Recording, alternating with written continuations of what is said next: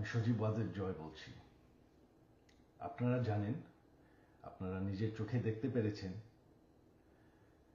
যে জাতির জনক, জাতির পিতা বঙ্গবন্ধুর বাসা, সেই ঐতিহাসিক ৩২ নম্বরকে পুড়িয়ে ফেলা হয়েছে। এই প্রটেস্টার তো বলবো না, এই মব জাতির পিতার বাসাকে পুড়িয়ে ফেলায়।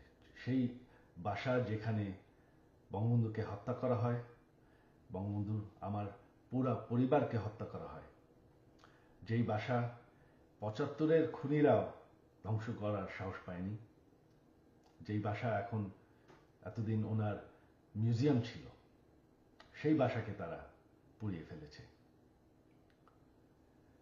বঙ্গবন্ধু একটি দলীয় বিষয় না, বঙ্গবন্ধু হচ্ছেন জাতির পিতা। বঙ্গবন্ধু না থাকলে আজকে আমরা বাংলাদেশ হতাম না, আজকে আমরা পাকিস্তান হয়ে থাকতাম। আপনারা জানেন, সামনে 15ই আগস্ট, সেই কালো রাত, যেই রাত্রে বঙ্গবন্ধু এবং আমার পরিবারকে হত্যা করা হয়। আমার আহ্বান বাঙালি জাতির কাছে যে আপনারা যদি স্বাধীনতার চেতনায় বিশ্বাস করেন, আপনারা যদি বাংলাদেশকে ভালোবাসেন, আর এই যে বাংলাদেশে বাস করছেন, এটাকে মেনে নেন যে বঙ্গবন্ধু আপনাদেরকে স্বাধীনতা দিয়েছে, আমাদেরকে স্বাধীনতা দিয়েছে।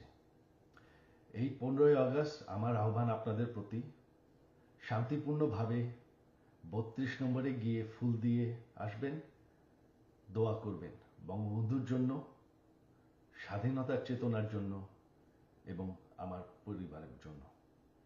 এই হলো আমার আহ্বান আপনাদের প্রতি। ধন্যবাদ। জয় বাংলা।